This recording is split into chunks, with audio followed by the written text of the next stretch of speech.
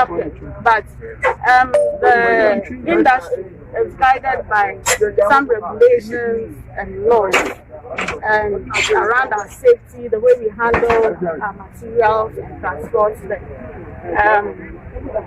Since those incidents happened, our business and other players within the industry have been cooperating with government, we've been cooperating with other institutions like MINCOM to come up with ways within which we can safely do our business. And all of these are being championed by the Chamber of Mines.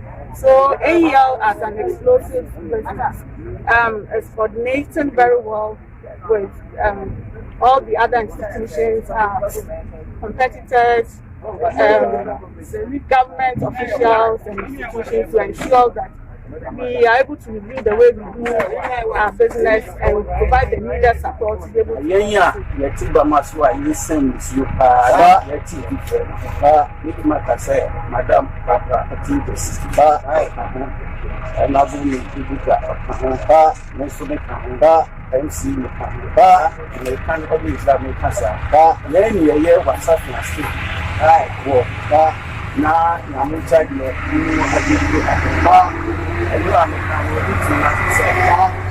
Madam Bagroti, the Siba, and then Honorable Kuzika, our Hadia, you said we are the Prosper.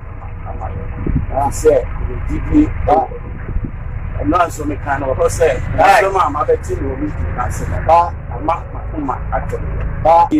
Some tear will give a war and before the Sir, actually, Minerals Commission is responsible for regulating the mining industry.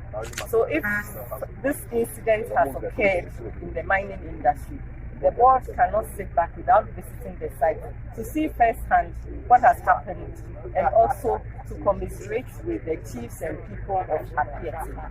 We also assured the people that we are going to work together with the ministry and government to ensure that the appiatse township is rebuilt, as the Honorable Minister for Lands and Natural Resources indicated when he visited here with the Minister for Works and Housing. And the Minerals Commission, in view of our mandate of regulating the mining industry, we have contributed an amount of 2 million Ghana cedis to kickstart the reconstruction of appiatse township. We know that it's not going to be an easy task. It's going to take some time. But if we receive contributions as quickly as possible, then it can fast track the process by awarding contracts to different construction companies who can work simultaneously so that the township is rebuilt within the shortest possible time. So I'll appeal to the mining companies and as well as to the general public that they have done so much for the community since this collapse.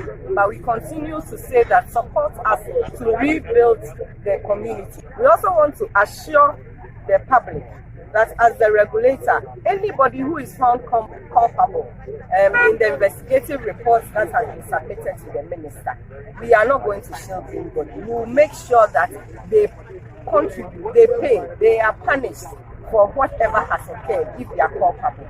So that all these punitive measures, when put in place, if fines